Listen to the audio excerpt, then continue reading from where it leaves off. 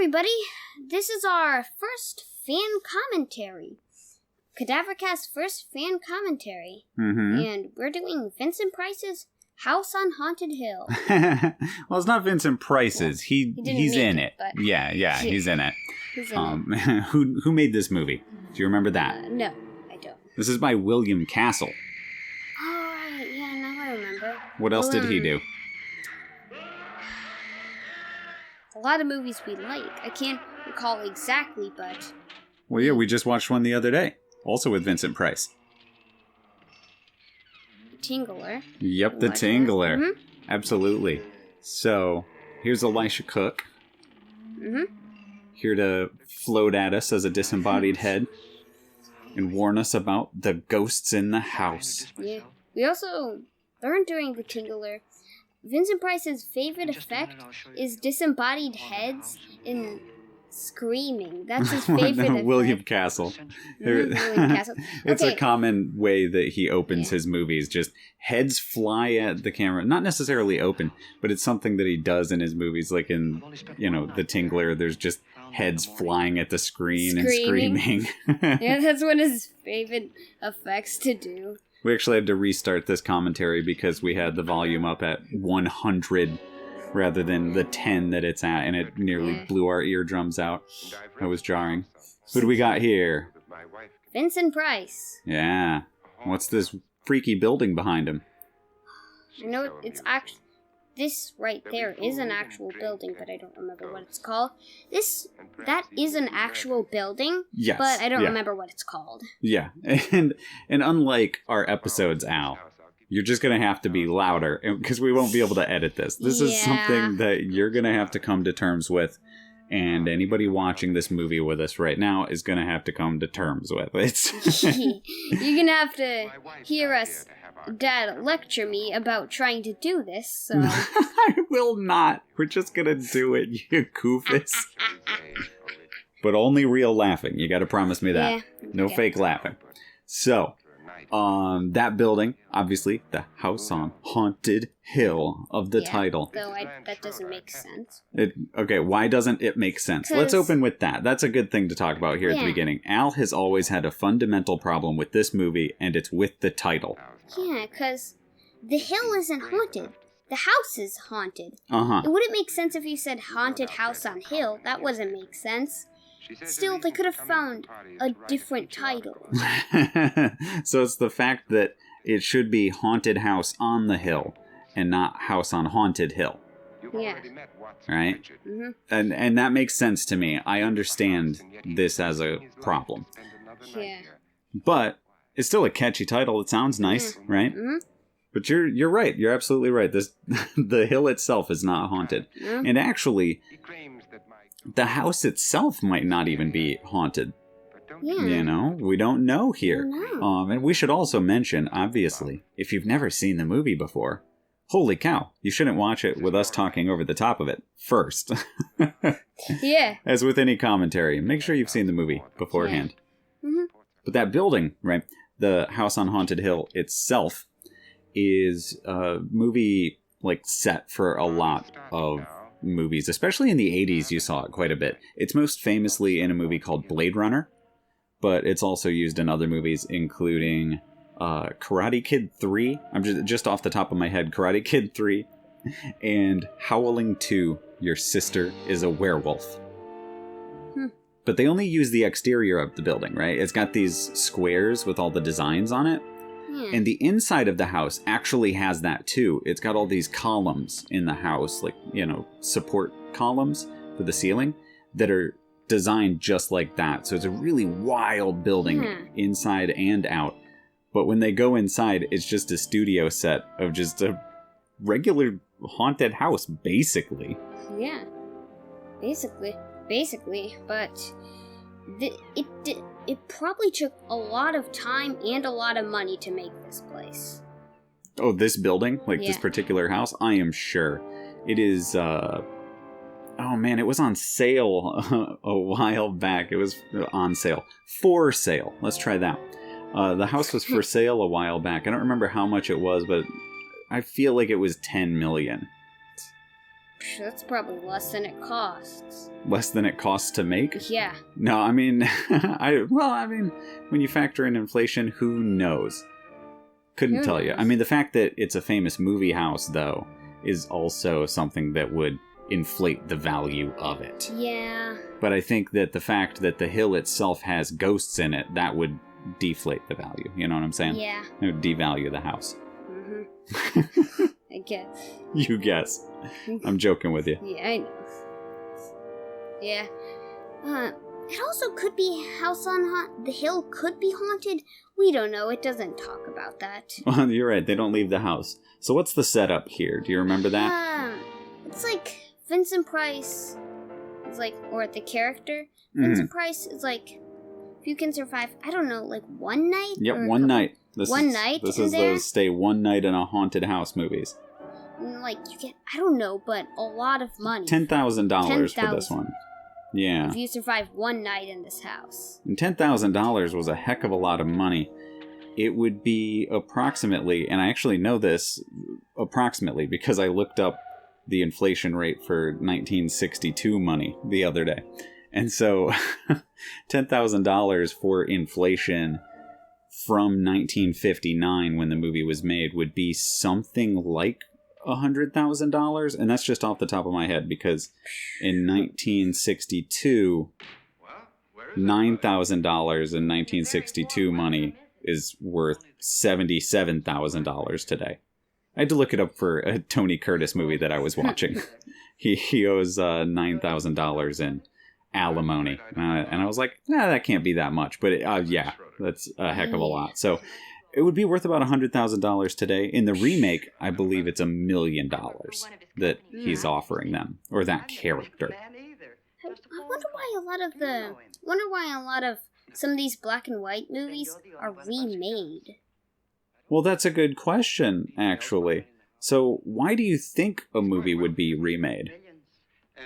Maybe because they need to fix something or something like that? So maybe the movie had something wrong with it, and so they go back in and redo it in order to fix the problems? Or maybe it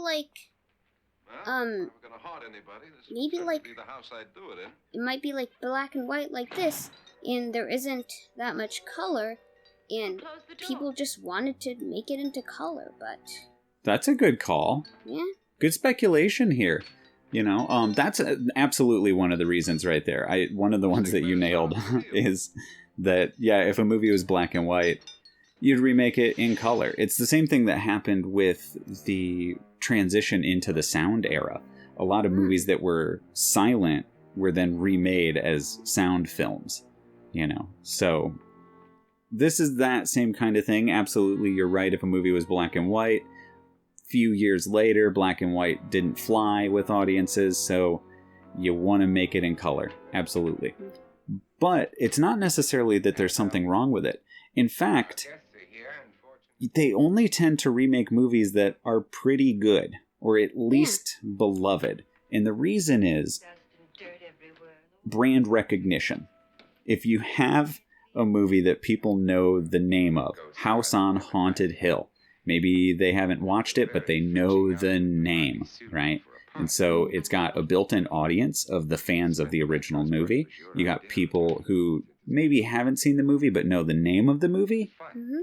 And then you also have a pre-existing storyline that you can then use for your own movie and maybe make even better, right? I mean, because the idea is if you're remaking a movie, put your own spin on it, right?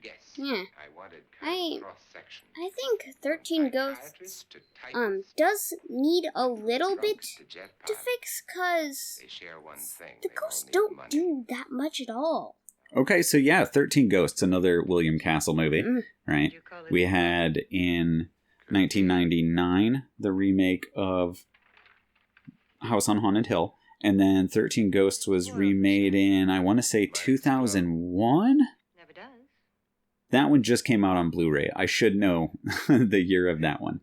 But yeah, you're right. The ghosts in 13 Ghosts, though that movie has this recognition maybe by audiences, it's not a movie that has much excitement for modern audiences. When we watch it, we laugh, the ghosts come on screen and they do kooky ghost stuff.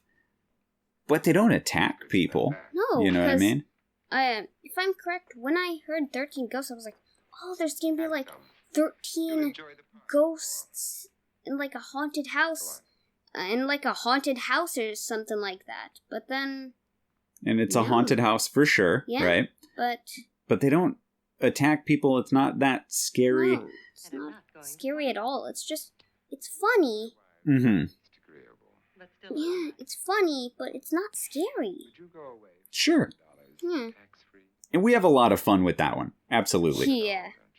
So, 13 Ghosts, the remake actually does have ghosts that attack people. Yeah. Right? And so, like, modern audiences would demand that the ghosts be actually spooky and scary and attack people and all that, right? So, that makes perfect sense. Do you remember what the gimmick was with 13 Ghosts? Yeah, I remember. I don't know how they did it, but they made it look like, I think, a ghost coming at the audience or something like that. Oh. No, you're actually thinking of House on Haunted Hill here. Oh. 13 Ghosts was the one where you had the glasses, okay? Yeah, and, like, you could look through one side, and you didn't see the ghosts. The other side, you did see the ghosts. Yeah. Yeah, and William Castle had a whole thing. He was, like, a love of gimmicks, which started with his movie. Oh man, I gotta rack my brain to remember which one it was. Macabre, I think. I'm pretty sure that's the one. Because it would have come out the year before, and Macabre was 58. So yeah, I believe it was Macabre. William Castle did a thing where if you died from fright during the movie, then you had life insurance on you. And it was like this gimmick of the movie's so scary you just might die, so we insured the audience. And so he started these gimmicks. And 13 Ghosts has the gimmick of Percepto. Yeah. And it's like, the glasses. It wasn't like a 3D glass, it was like a glass you had to hold. Mm-hmm. It was like one side, like a bottom and a top. One side was like red, one side was blue. Yeah, and it was like a horizontal strip of blue, and then below that a horizontal strip of red. Yeah. Or cyan, I guess. Because, of course, it's the same colors as the 3D glasses, but rather than being one for each eye, it was a strip for both eyes. Yeah. And so if you didn't want to see the ghosts, you could look through the blue part. You know, if you got too scared, you could look through the blue part and the ghosts would disappear. But if you wanted to see the ghost, you had to look through the red part to see the ghosts. Pretty cool gimmick. And then the Tingler. Do you remember what that one was? Like, you could basically, like, sometimes I think people would push. Actually, no, I think I'm sorry. Percepto was the name of the one in the Tingler. I'm already screwing this up. I remember Percepto. You talk about it. About it. Percepto was the one in the Tingler, and I'll try to look up. No. It was Illusiono or something like that. I don't know. In 13 Ghosts. Let me see. Yes, Illusiono. I was right. Oh. Okay. Finally, I was right. Illusiono in 13 Ghosts and Percepto in the Tingler. Yeah. And obviously we talked about that in our episode on the Tingler. Yeah. But what happened to audiences when they saw the Tingler? Percepto in the Tingler, I think somebody pushed a button, or like somebody not in the audience, or like somebody recording the movie would push a button, and like little electric buzzers would come up, and it looked like the Tingler was there. Yeah, it would feel like the Tingler was running up your spine or whatever. So they would buzz seats. But of course, they couldn't buzz every seat because that was really expensive. So they would set up like a few buzzers, like a handful of them around the theater, so that in random places throughout the theater, random audience members would like shriek and jump up out of their seats, you know, and then scare the people around them. So that was Percepto. And then this one... I also remember you told me something about... What's his name? Jack, I think?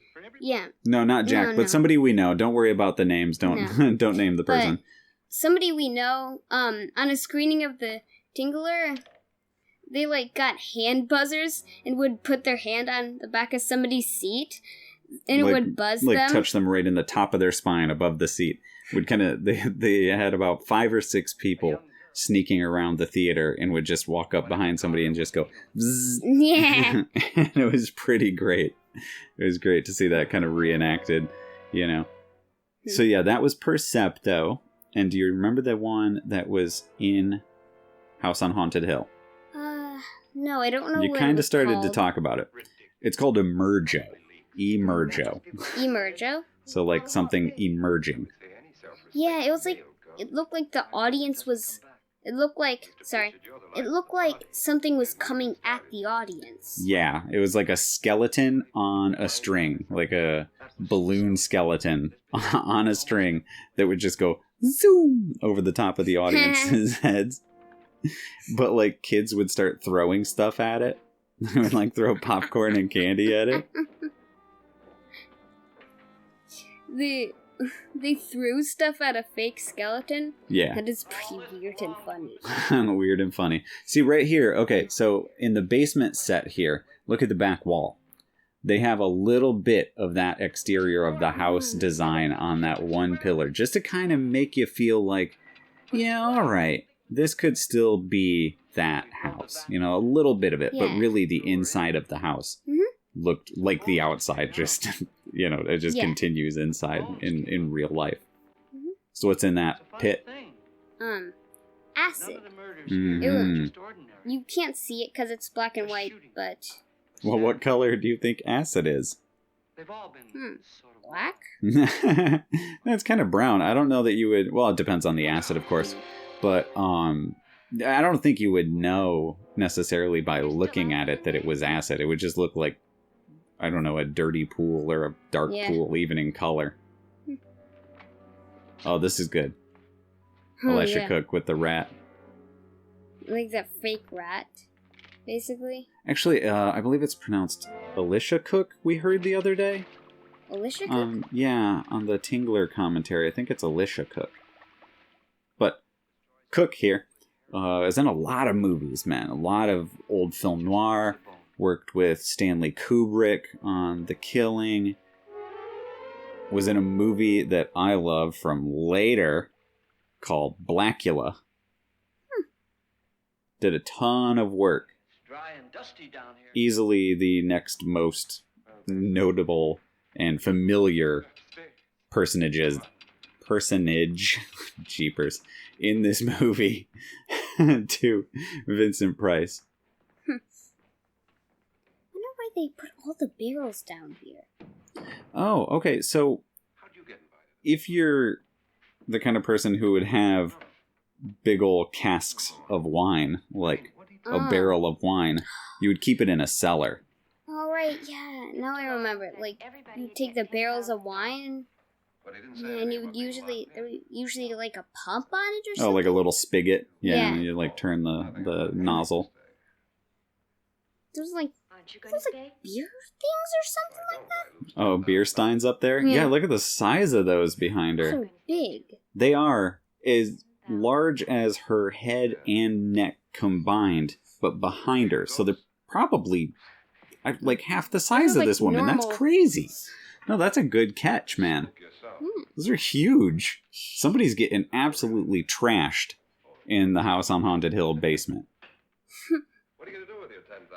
Maybe, and let me propose this, maybe it's not acid in that pit.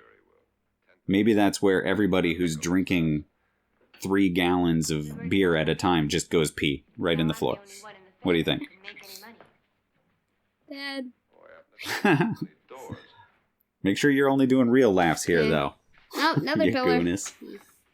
Yeah. Oh, see, and this one right here, this barrel has the thing on the front of it. Yeah. Is that the second one? The second one, what? The second one of those, like, barrels with pumps? Oh, maybe. Yeah, I thought I saw another one back there. Could be the same one. Oh, no. Now, see, since you have to keep wine in a cellar, what do you think about us just putting in giant barrels of wine, like casks of wine, in our apartment, since Frankenstein's monkey farm is underground? We could take over your bedroom. Replace you with a cask of wine.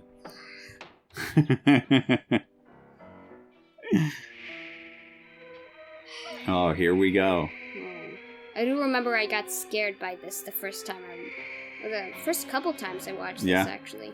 And we've watched this a bunch, because it's really short. Since it's like 75 minutes, you can kind of cram it in if you don't have a ton of movie watching time. Oh, here we go. It still kind of scares me, too. Not that much, but it still kind of scares me. It is pretty scary. Yeah, look at this lady. She's moving without, her, like, walking, like her legs moving or anything like that. She's just kind of wheeling in and wheeling out. Yeah. Like some kind of, I don't know, kabuki movement or something. What? It's a Japanese theater. They have to move really, really smoothly, They have to be able to walk without, like, bobbing up and down. What? That must be really hard. Yeah, it would be. Now, see, up here in the kind of, I don't know, den area of the house, you don't really see so much of that design from the outside. No. This looks like a standard haunted house kind of a set. Look at how, oh man, that chair was wrecked, the seat of it. It totally looked like there was a skeleton inside that chair. In the chair? I mean, on the chair. I don't know, like but for living a second, in the chair? No. For a second, it totally looked like there was a skeleton sitting on that chair. Oh man, maybe it's here to get you. Emergo style. Was that? I wonder if that was when they did. So this is hysterical. I love this. What? This guy walks into a dark room and sprinted into the wall. Like, he just runs headlong into the wall for no apparent reason. Like, I wish we could have seen it. That would have been amazing. Yeah, why'd they even run in there? I have no idea. That makes zero sense at all. But see, Cook's character here is the only one who believes that there are actually ghosts in this house, because his family owns the house, right? And so there are all these people who've died there, and he's convinced that there are all these ghosts. So in this, his family owns this house? Yeah. He plays a character named Watson Pritchard, and so the Pritchard family owns the house, passed down through the generations, and now he, reluctantly, is the owner of the home. Wait, Vincent Price or the other character? The other guy, not Vincent Price. No, not his character. He plays a character named Frederick Lauren here. Oh my gosh, my stomach is grumbling. It's going to show up on the commentary, I bet. Holy cow. I can't hear it because I have headphones on. So do you remember the story about how William Castle got Vincent Price to be in the movie? Do you remember that? Oh, yeah. Because I think, like, since we actually know some stuff about this movie, rather than just hanging around and chatting, we could actually be a little bit informative. Wait, I remember when we watched the Tangler commentary, he said something about before Vincent Price started as a movie actor. What did he do before? Oh man, yeah, no, in that commentary, right? That was Al had never seen a commentary before, or listened to a commentary while watching a movie before. Heard a little bit of other commentary. Yeah, but... we checked out a couple, but I turned down the Tingler, which is with a film historian, and rather than just talk about the stuff that he knew, this historian had put together a monologue to recite over the top of the Tingler that he delivers at breakneck pace with so much information. It's staggering. Like, you can learn a lot from that. But at a certain point, we kind of got fatigued listening to it all. So Al asked if we could just turn it off and watch the rest of the Tingler. So he went through the whole history of Vincent Price's career and everybody in the movie, their whole career. But what's important here is how he ended up in this movie. Yeah. Do you remember that story, though? I remember, wasn't it William Castle was talking to him, I think? Yes, William Castle. Yeah. It was like, do you remember me? And Vincent Price says, no. And then, like, I don't remember after that, but I remember he, like, says that, 3, 6, um, 9, 12. I don't remember, but my favorite part was that he says that your wife tries to kill you. And he's like, charming. Basically. Charming. Charming. Yeah, William Castle had spotted Vincent Price at a table drinking coffee and asked if he could sit down with him, if he remembered him, if he recognized him. And Vincent Price didn't know who the heck he was, but William Castle just got this. Had to pause for that. Here she goes. Zoom. Yeah. And of course, we find out, like, in the next scene, that she's just a regular lady. She's just a regular woman. So why was she doing all that? How does she float like that? This movie has stuff that just doesn't quite add up, but that's kind of the fun of it. It doesn't need to make total sense. Yeah. Just go with it. Who cares? I don't know why, but do you agree with me? She totally just looks like a skeleton with skin on her. A common phrase that I use for people who are very, very, very, very skinny. Like this boy right here, a skeleton with skin on him. I'm not that skinny enough. If I got any skinnier, I would be dead, though. You're not quite that skinny. You're not almost dead skinny. But Jeepers. I am way too skinny. No, you are not. No, you it's are just fine. Weird. I am. Actually, I was really, really skinny all the way up until I was in college, and then I ate pizza basically all day, every day, until I started gaining weight. So I don't know how I got this skinny, even though I eat a lot. It's high weird. metabolism, man. Absolutely. It's just how it works. I ate terribly as a teenager, and yet I'd never put on the weight. Now we're way off topic, but Sorry. But high metabolism, it means your food kind of works its way through your system really, really fast, that you burn off a lot of it, that it just doesn't add up as fat. So enjoy it while it lasts, because it'll give out on you eventually. But back to the story. So William Castle's talking to Vincent Price at this table, and Vincent Price was having a bad day, and it turned out that he had just lost a part in a movie, that he'd been passed over for it, or that the movie, was no longer going to happen, or something. And so he was kind of upset about this. But William Castle said, well, hey, I'm a filmmaker. Here's who I am. I made this movie, that movie. And I have this movie that I want you to star in. And it's House on Haunted Hill, right? And so he said, it's a movie in which you play a character who wants to kill his wife, and she wants to kill him. And he said, charming. Exactly. So he was basically sold on it. And what's really funny about how this played out is, right, Vincent Price, as a result of this one meeting over coffee, was sold on the idea and happy to take the role. And they could have paid him a fee for acting in this movie of $12,000. Not exactly. And instead, he decided to take a percentage of the profits Oh, it's just above. rather than take the full $12,000 fee. And what that means, basically, Al, is if the movie makes more money than it costs to make, then all those expenses combined, anything over that is profit, right? And that's the money that the filmmakers bring in and the studios bring in. And he, as an actor, agreed to take kind of a lower fee as long as he got part of those profits.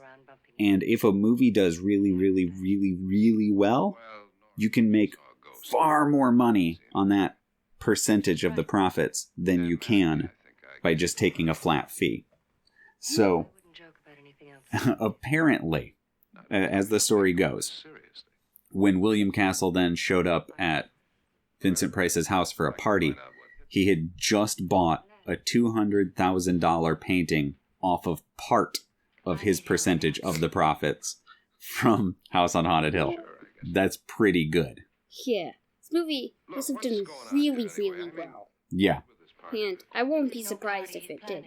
It's a really good movie. Absolutely. I bet I can look it up for you, too, if you want to know how much it made. Money doesn't mean anything. But how He has a reason for getting us a all up here. 20,000? 200? I don't know. $200,000? Maybe that's Yeah, exactly $200,000 painting. Vincent Price was an art collector. He was actually a big proponent Big money of like his can get away with anything. getting art You know, of course, it into the happens hands of everyday before folk. it disappeared. So he actually worked with Sears, I believe it was, to buy up a lot of artwork and make it affordable for the middle class home to have legitimate art, because he really did believe, and rightly so, that art enriches life. And so he wanted people to be able to have real paintings in their house, real art in their house. And he helped make that affordable for everybody. He was a real art lover, loved to cook. He has a couple cookbooks that he wrote with his wife, I believe. And so those are floating around out there. A lot of really like 50s and 60s style dishes, though, with a lot of gelatin and stuff in them. But he really loved art. Absolutely. So the movie, by the way, cost $200,000 to make. And this is just according to a quick Google search. According to this, the box office was $1.5 million. That's a lot of money. Yeah. Right? Probably not as much as really popular movies, but still, that's a lot of money. I mean, for back in the day, for a movie of this size, I mean, yeah, that's a lot of money. How much money would 1.5 million be? I mean, it would be 1.5 million. Yeah, I don't know. but back then. Oh, like for inflation? I'm not sure. I'd have to look it up. But like, let's just do some quick math here. We'll guesstimate. All right. So, just to give you an idea of how much money he could have made. All right. Let's take that 1.5 million. We subtract the budget of $200,000, and who knows? Maybe it was more money than that they had to account for. So let's just say, though, that it was that flat $200,000. We're left with $1.3 million. Now, let's just say that he took half a percentage point off the movie. All right, if that's all he got, which, let's face it, he's Vincent Price. He's a star. He probably got more than half a percentage point. Yeah. But even if that's all he took, right, that would still be $65,000. And obviously he made more than that because he bought a $200,000 painting. Mm-hmm. But even at half a percentage point, that's still 5 times what they would have paid him at a flat rate, right? And so... Your host, my dear. No. I'm actually doing my math wrong. That was 5%. Oh, man. 1%. Yeah. 5%. Yeah, no. I had too many. I didn't have enough zeros, right? So, but yes, at 5%, he makes then $65,000. Yeah. But gosh, man, he must have had a really large portion. So I don't even know. He would have had to have had like 20% of the profits on that Probably to actually make more. to buy a $200,000 painting. Jeez, that's a heck of a contract to get, you know? Yeah.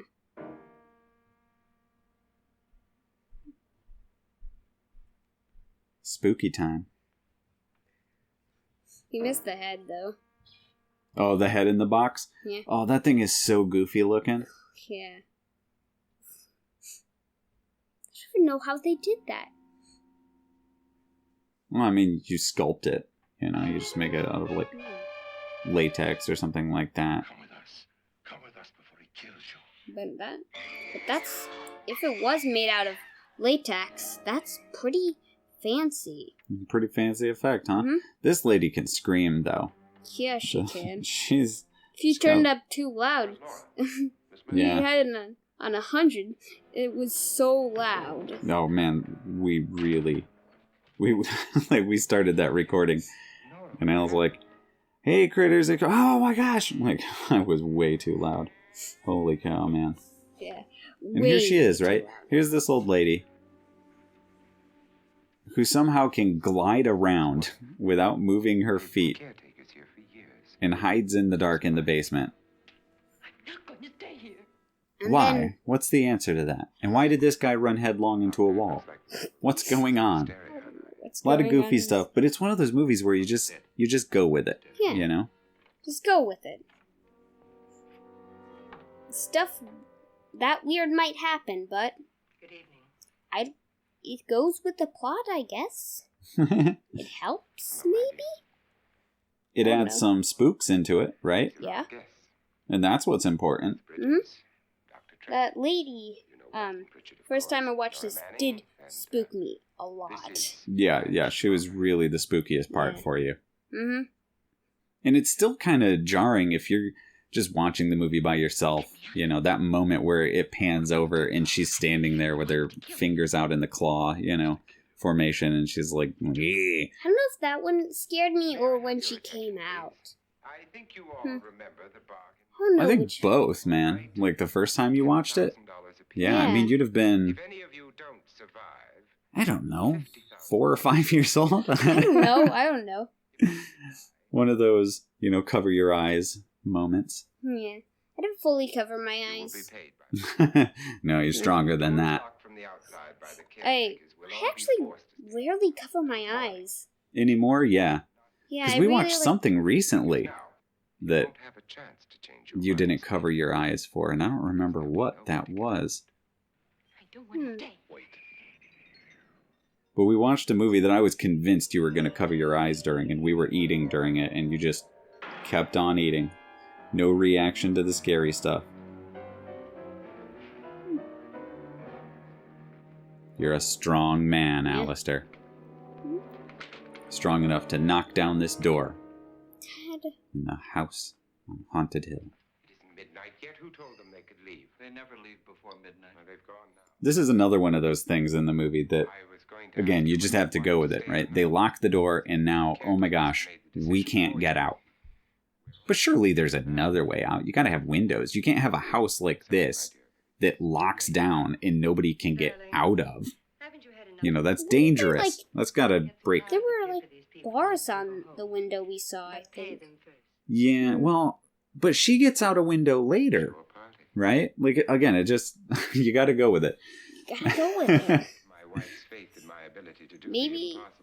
They were too high up in the house and they would die if they tried to get out. Oh, she couldn't go any lower. We have But like in reality, you'd be, in terms of like fire safety, man, there are city ordinances against a place like this, guaranteed. I must say, I think it's rather dangerous. I suppose you all know how to use one of these things, but in case you don't, you just press down in this I don't lever, get why a lot of and then a lot of pull the movies, trigger. like haunted house movies or something like that, a lot of movies have guns for some apparent reason. Well, if a ghost comes at you, you gotta shoot it. Though you can't actually hit ghosts. Lance? It's all part of his murder game. Well, it used to be that in like all horror movies, ghost movies in particular, it used to be that Miss Bridget? you'd get to the end of the ghost movie and it was almost invariably a human being behind what seemed to be the ghost activity, right? So that you'd be watching it, maybe convinced that there'd be a ghost, and then suddenly at the end of the movie, nope, it was Vincent Price the whole time, or whatever, and it was always explainable in some way, Yeah. and then maybe there would be a gag with like a real ghost, but it was always a human being who was doing most of the horror. Do you know what changed that? What? Vincent Price? Vincent Price? When we moved into the post-Exorcist era, right? Like that alone had a huge effect on it, that suddenly the supernatural could be something that we could really believe in and put stock in, more so than we ever could before, and once we got to If The you Exorcist. if you're like, oh, it was just a person, that would spoil the ghost fun. Spoil the ghost fun, yeah. And we still had ghost movies, obviously. Yeah, of 13 course. Ghosts. But even in 13 Ghosts, right? 13 Ghosts, we find out that the person who's been doing killing stuff, or that the entity doing the killing business and looking to commit the crimes wasn't ghosts. Like, ghosts, they didn't have anything to fear from. The ghosts were just hanging around the house. It was actually people that you had to be scared of. But actually, ghost movies are really the only movies that routinely scare me. I don't even believe in ghosts, but there's something about being attacked, like the idea of being like faced with something that is intangible, that is so horrifying. I don't know. I don't watch ghost movies by myself late at night. I just don't.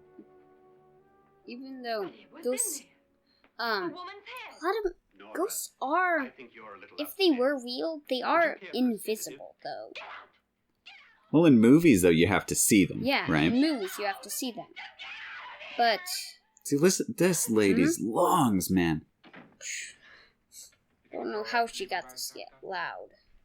I mean, she can scream. She can scream. They're closing in on her. Look, Doc, I think somebody... So we didn't talk about the public domain. We should talk about that, huh? Mhm. Let me take a drink of my coffee and we'll dive into that. And there's more stuff that there's and I wanted to talk more about some stuff we learned on the Tinkler. That was actually pretty funny. Okay, yeah, we can absolutely get to that. Let me first explain the public domain to you. You're right that the public domain is about things that are free for us. But more so than that, it's actually about ownership. Okay, so if I create a piece of art, right, like a movie, let's say I create a movie, all right, some sort of commercial product like that, I write a book, I can file for what is called copyright, where I have a limited right to earn all money and that could be earned off of it and to be protected from people directly copying it. Okay, and that's called copyright, and that's just a law that protects artists and encourages them to put things out in the world in order to improve things, right? Make the world a better place through art. But of course, this is a limited time, all right? And so copyright can lapse, and after a certain number of years, and it's changing, and we're at a weird, wonky time with it, but after a certain number of years, the copyright lapses into public domain, and that means that after that point, the entirety of the public own it. So we, as the public, us, and everybody listening, own House on Haunted Hill. Yeah. Right? We own the rights to it. We could, if we wanted, put out a DVD of House on Haunted Hill. We could, if we wanted, put the entire movie up with our commentary on it. Yeah. Like we're doing right now. As awkward and flummoxed as we are during this whole process. With Al reacting like we do when we record. And me just messing up names and math. But we persevere. Yeah. So the public domain, those are works that we own, right? Like the entirety of Edgar Allan Poe's writings, all of Mark Twain's, right? This is stuff that we as the public own. And there are even movies that the public owns that are mostly silent films.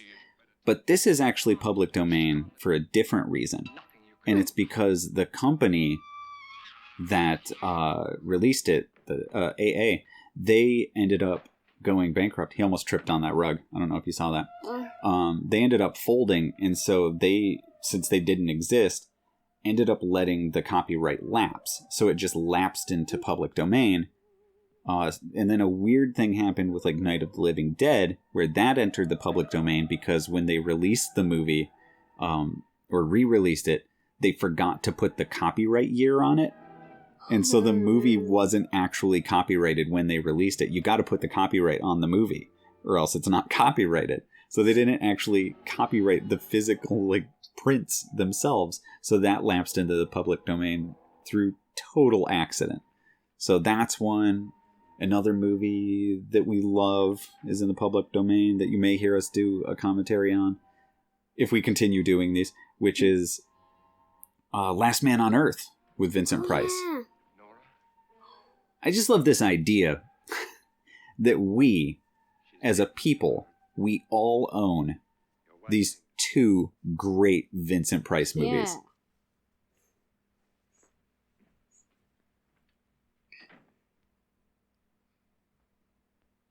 But do you want to talk about the Tingler and the cool stuff we learned?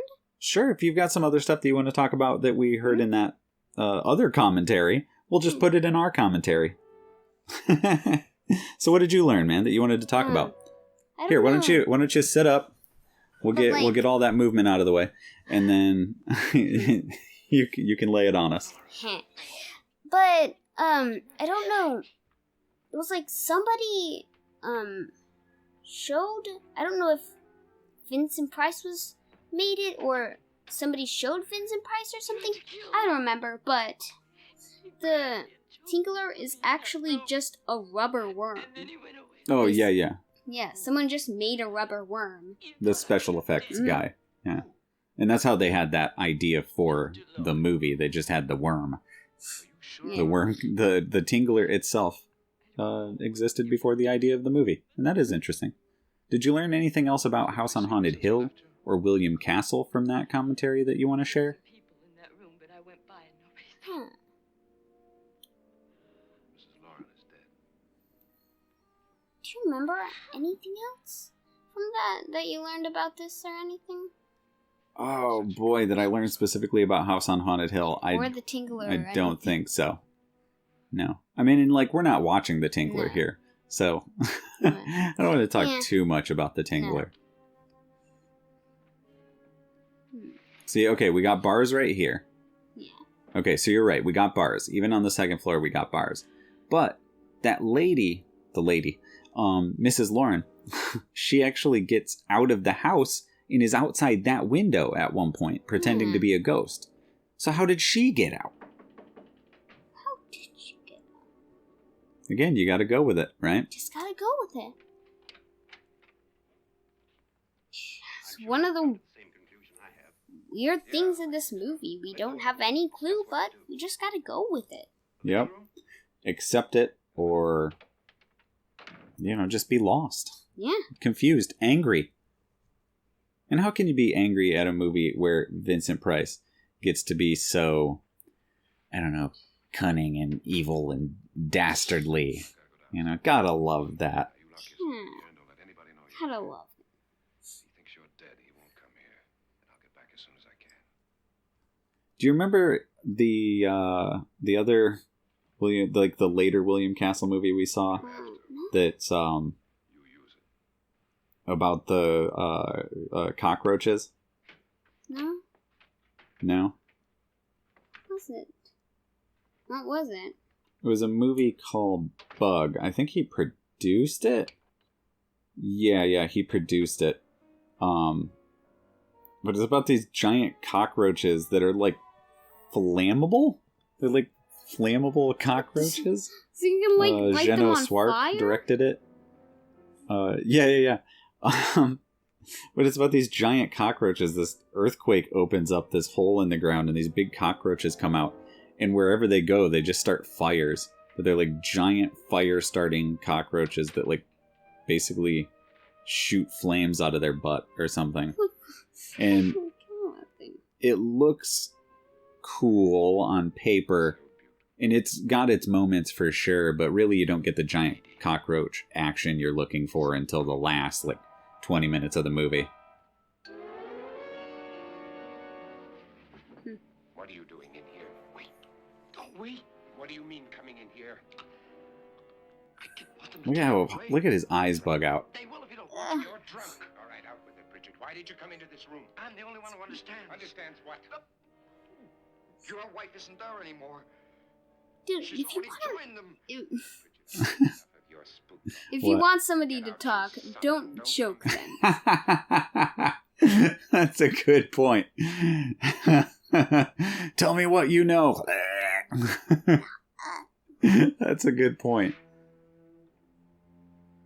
It is a pretty good point.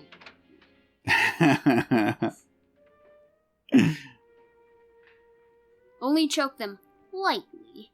There you go. Pro tip, critters and creeps. You want people to talk, make sure you're only choking them lightly.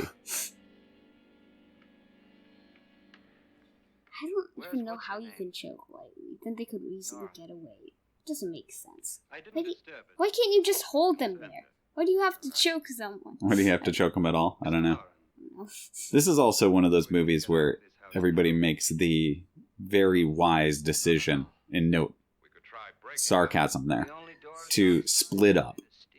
They all say, let's go to our rooms, and then if anybody comes out of their rooms, then we'll know that they're the killer, or whatever.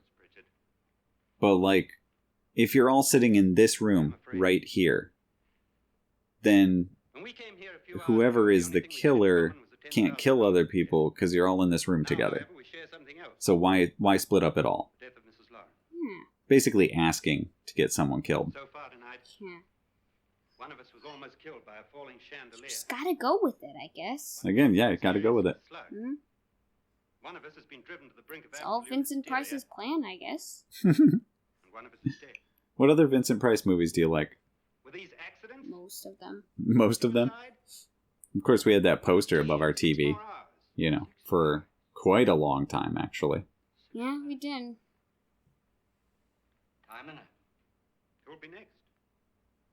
How will it happen? Of course, House of Wax, you like that one, right? Mm. Yeah. And he's in the Invisible Man Returns. He plays the good Invisible Man. You definitely liked that one. I And of course, that one. you don't? Oh man, we'll have to revisit those. But of course, he's in the Fly movies, right? The Fly, Return of the Fly. How then did she get Good stuff there. so high? Exactly, Mr. Lauren. How? She couldn't have pulled herself up there. She couldn't have dropped from the ceiling. But Do you think your wife what killed was his herself? first movie? No. What was his first movie? Let's look that up. That's a good Let's look question. that up. He actually, when he started off, Vincent Price was playing the sort of romantic leads, right? He was a very, very handsome man. And so he was playing the good guys, the romantic leads. Hasn't it sometime wanted to kill his wife? But he really enjoyed playing bad guys so much more. And so he eventually went away from doing that, all of these romantic leads, to playing the sort of, I don't know, the minor characters really at first, really minor sort of bad guy characters, or characters who seemed like bad guys, but they were maybe just suspicious.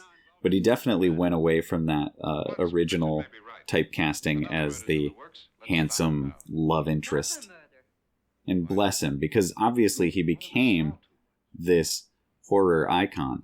I also like when he's like just himself and he's still the bad guy. What do you No. mean? Like, he's the bad guy in this, basically. Yes. But he doesn't have any costume on. He just looks like himself. Oh, I see what you're saying. So rather than the ones where he plays like a monster, you like it when we can see Vincent Price in sort of, Yeah. I don't know, all his glory or whatever. And That's not what I mean. I mean, like, it's, I really like, that, like, not like killers, but like, I really like this movie a lot, because it's like, nobody knows, but Vincent Price's character, like, planned all this stuff and like that, and I like that, and I like oh, so that. like if we see him and he's not a monster, then we kind of, because we like Vincent Price, we don't know if he's a bad guy or not. Is that what you're saying? Or, like, we know he's a bad guy, but he's like tricking everyone or something like that, and he has like an evil plan or something. I Okay. don't know. Yeah. Well, I like in the Tingler they play with that a lot. You know, like you look at Vincent Price and you go, what's he up to? You know, just the way he plays the role. The Tingler also has a lot in common with this, because they have the whole storyline about him and his wife wanting to kill each other or do horrible things to each other in that movie, and she's, got all these boyfriends. So Vincent Price's first movie, according to IMDb, is this one, Service Deluxe. And if you look here, there he is. Look on the poster there, right? He's the romantic lead. And it wasn't until, a couple years later that he really got to get away from that. He just didn't like doing it. What was his first horror movie? Well, it depends on what you want to call a horror movie, I suppose. Because he was in this movie Tower of London in 1939, and that's like a Richard III kind of biopic, right? It kind of goes along with Basil Rathbone as Richard III as he tries to, take over the throne. So it's about all of his nefarious business. And Boris Karloff is in that. And it's kind of just a medieval period piece, but it is also in one of those Universal Horror Collection sets. So you could call that a horror movie, and it definitely has all the iconography of a horror movie. You've got a dastardly villain with a murderous sidekick. You've got torture. You've got beheadings. You got all this stuff that makes it look a lot like a horror movie. So that's in that Universal Horror Collection. So you could say that. He's then in The Invisible Man Returns. But even that's not quite horror because he's actually a good guy in that. He's the good Invisible Man. He's not going around doing evil stuff. So, so long as IMDb doesn't crash on me here, we'll keep scanning upwards here until we find it.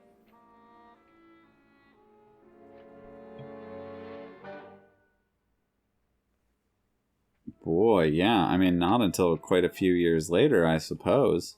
Was he in anything that you'd call traditionally scary? No, he was in Abbott and Costello Meet Frankenstein? Yeah, he is. He's at the very, very, very end of it. You remember they jump in the boat and then the cigarette floats up and it gets lit? What does he say? Hello, I'm the Invisible Man, or something like that. Yeah, something like that. Like, allow me to introduce myself. I'm the Invisible Man. And they jump out and swim away. I guess 1953 would be the first time that we see him in kind of the movies that we would think of as traditional horror movies, when he's in House of Wax 3D. I don't remember House of Wax either. Really? We just watched that again recently. Did? Yeah. It's where he he runs the wax museum, and then the guy lights it on fire. Oh right, yeah. And then he comes back and he starts the new wax museum, and he's just covering people in wax. Yeah, I remember that one. It was him, all right. He tried to kill you, and he did. Yeah, so I guess that'd be the first one, but that's 1953, so that's quite a long time from, his 1938 premiere in Service Deluxe. And he played, a lot of side characters who were a little bit more nefarious. He's got a really memorable role in 1944's Laura. So he was around doing a lot of stuff, but not the horror films as we know them. Just lock yourself in and keep quiet. But he did a lot of movies. He did do a lot of movies. His movie and TV credits here on IMDb are like 211 credits, and that probably is still aiming a bit low. Such a lot. He was in a lot. Remember that episode of the 13 Ghosts of Scooby-Doo? Or that episode. He's in all of them. But, like, he's Vincent Van Gogh in those. You don't remember that? I don't remember those. Oh, man. Now, here we go, right? Haunted house business here. If you don't have a secret passage, you don't have a haunted house movie. If you don't have a secret passage that you get stuck in, that's definitely not a haunted house movie.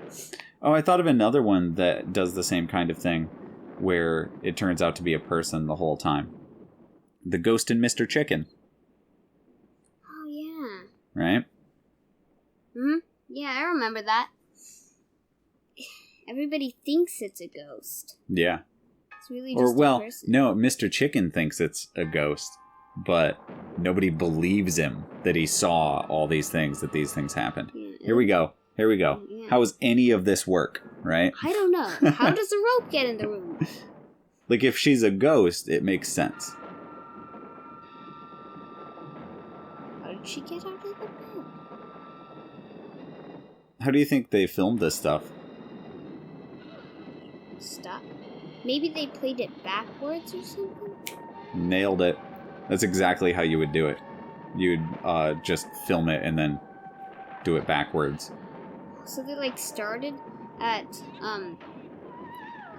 Yeah, started with it wrapped around her feet, pulled it back around. It's exactly how you do it. It's the easiest way to do it. You know, most time efficient, cost efficient. So it was actually probably that shot, just reversed.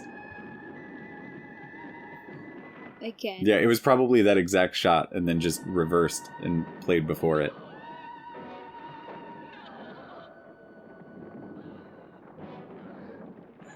Did they use the same two shots? No, they didn't use the one of it going out the window the same as when it came in the window. Because this time it tilted up.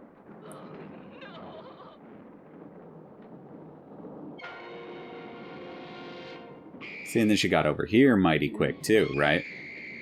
And if you've seen the movie before and you know that she's... Oh, we got another creepy arm, like werewolf arm. Comes back in the Tingler, throws an axe at that lady, remember? Is it the same one? It might be. It might be.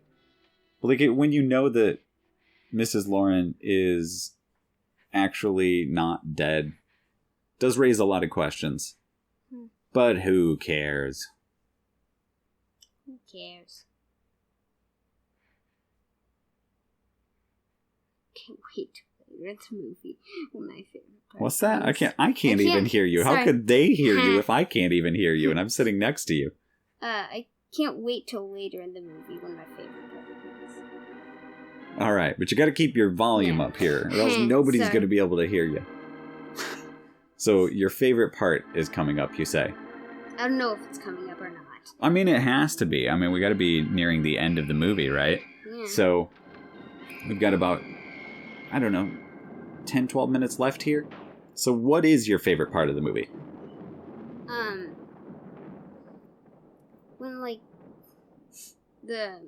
When he, like, uses the skeleton and stuff like that. When Vincent Price uses the skeleton.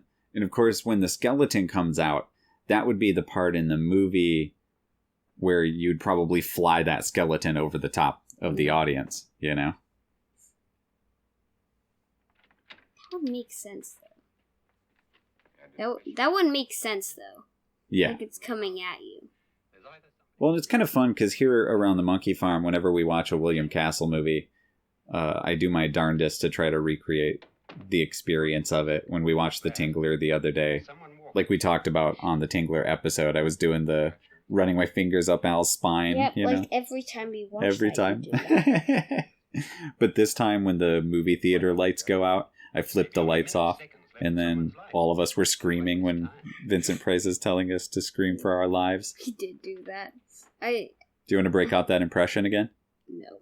What do you mean, no? It was like, I don't know if it It was says like scream 7 for your or lives. 8 or something like. I wouldn't be surprised if we woke someone up to it. Oh man, yeah, no, we were pretty loud, but it was like middle of the afternoon. Do you want to do your Vincent Price impression? Yeah. I mean, it's the screaming or something. No, when he says scream for your lives. Scream for your lives. I can't. No, you don't Try quite that. have it anymore. You lost it. Scream. Scream for your lives. Scream. Okay, I can't. I can't. Scream. It's all this like slight, lisp. It's almost over, darling. I don't even know what lisp is. Oh, it's a speech impediment. Makes it hard for people to say, or not hard for them to say S's. They say S's slightly differently, right? It comes out slightly differently. We've done it. Differently. A perfect crime. Beautiful. How does it come out differently? Oh, it comes out like a TH sound. But she will. Like something like that?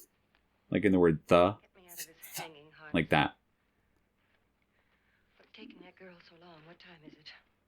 At first, I couldn't get Nora to See, their plan here is so convoluted. window. Everything began to work. Gotta convince this girl Wonderful. Just the touch that finds that there are ghosts hysteria. until she Where's shoots Nora planning, darling? Mr. Lauren. Where's Nora now? I mean, that's a really roundabout way to go about this, you know? Like, what makes you think that she's going to buy into it? What if something goes wrong? It's a lot of variables here that have to fall into place. And they somehow do. So good on them. Who would suspect that we planned it that way, that we drove Wait, into it? which girl? I don't know what they're... The the young girl, the one who's screaming all the time. And the caretaker. Because we've been talking over the top of it, I've not processed their names this time around.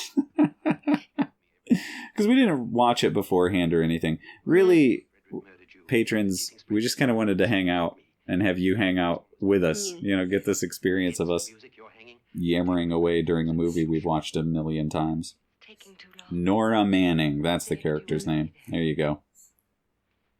But she can scream. She absolutely can. And Carolyn Craig, who plays Nora Manning, was not in that many movies. Most notably in Giant, one of James Dean's. Well, it's. Oh boy, we don't have time to get into Giant here. I haven't seen it in many years, or I'm confusing it. I'm confusing it with another James Dean movie, East of Eden. That's what I'm confusing it with. They're both very big movies. But never mind that, because we're reaching the end of the movie here. Yeah. Here we go, ghost business going on. You know, I've got a proposal. I think this is why the ghosts haven't been around the whole movie. I think they're drunk somewhere. I think they've been drinking so much. That's why all these gigantic mugs are all over the place. They're just drunk somewhere. Like the uncle ghosts, or I guess they're not uncles. Whatever, the mean ghosts in Casper. Right? The ones who are trying to scare out all the humans. Maybe the ghosts in this house or in this hill are actually drunkards. And they're out and about partying. There she goes. One more. Yes.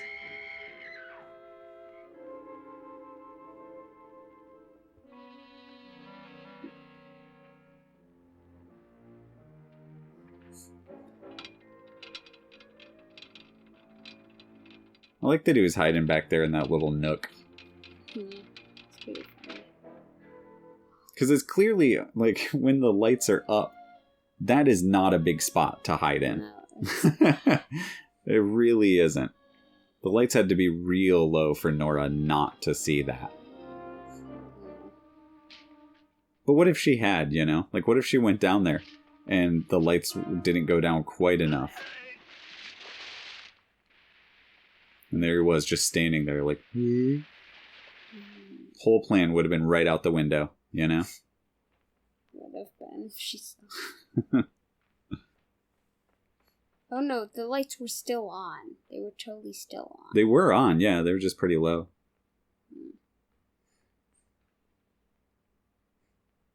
But in black and white, you couldn't see that corner, so I don't know. Maybe they. Maybe Nora only sees in black and white. She's totally colorblind. David? You don't like that one? No, I don't. No, you don't approve? It is.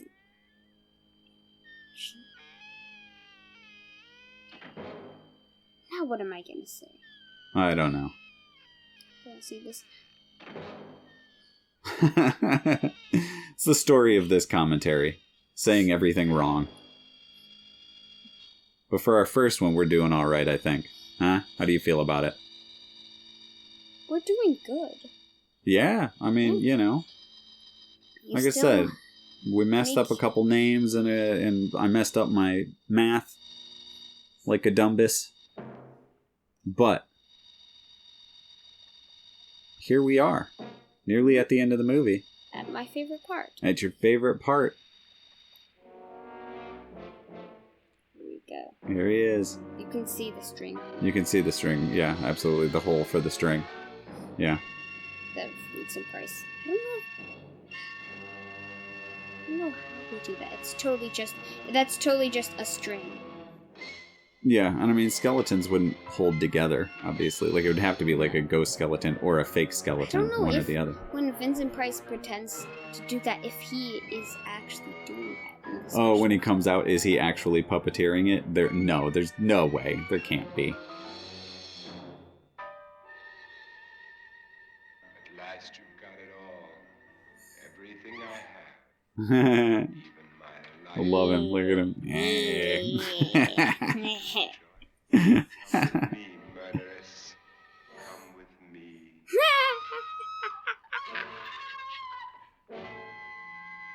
Oh, I like,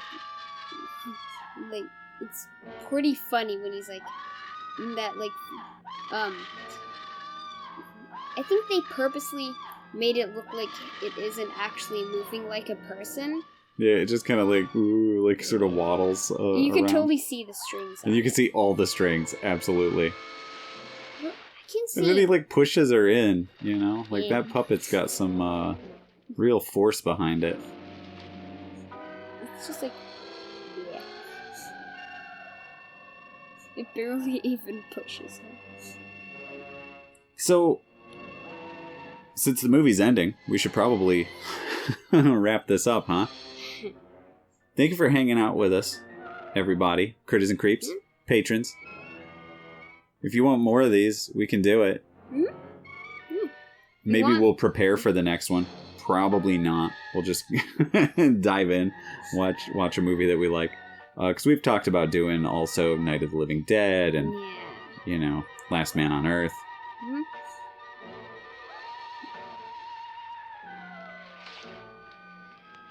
I like that. Little thing right there. Oh, his like contraption. Night, Doctor. Yeah. It's a lot of to do. Night, Annabelle. I don't know if that's actually a Crime real too thing or bad not. is indeed perfect. I mean, it's a real thing, but I don't Yeah. think it would puppeteer a skeleton. The murderers are not. It's a pity That you would be didn't know when you impossible. started That would be your almost impossible to do. Yeah, it would be very, very tough. So what do you have to say to our patrons, man? Well, if you want to hear another one, just tell us. Yeah, We can do another this is a one. more, you know, natural, uncut kind of a hangout. Yeah. Where you get to see what it's like behind the scenes. Well, not actually. Kind of. Kind of. Me having to get you to talk louder constantly. Yeah, that's definitely a behind the scenes thing. You didn't shoot anyone, my dear. I But loaded your you gun get to with hear blanks. All make jokes that I can that tell you all are- now. Trent and my wife. Dad, will you make me stop forgetting what I'm saying? Or I didn't do speech- anything. I know, but you keep making jokes that I am speechless and I can't say anything about because it's so bad. So you're saying that my dad jokes are ruining the commentary? I'm not saying. I think my inaccurate information in math is more detrimental to the commentary than your your reaction to my dad jokes. I don't even know how to say how I feel when you say all that. Conflicted, clearly. There'll be more, many more. I don't know Torn what. between your desire to laugh heartily at my really good jokes Me now. and your desire to scoff. And then they'll come for you. Really? I guess this is where we're going out, huh? Talking about dad jokes. And you going, Dad, really? That seems like This a is good what place. happens when Dad makes dad jokes. There it is. Well, thank you everybody for joining us for House on Haunted Hill. Thanks, everybody, for joining us. Yeah. For our first live show. If Well, you it's liked not a it, live show. It's a commentary. Please stop saying live show. Skeleton by himself. Skeleton bites. Yeah, thanks everyone. I had fun. Al, did you have fun? Yeah. Great. Well, maybe we'll do it again sometime. Thanks everybody. Thanks.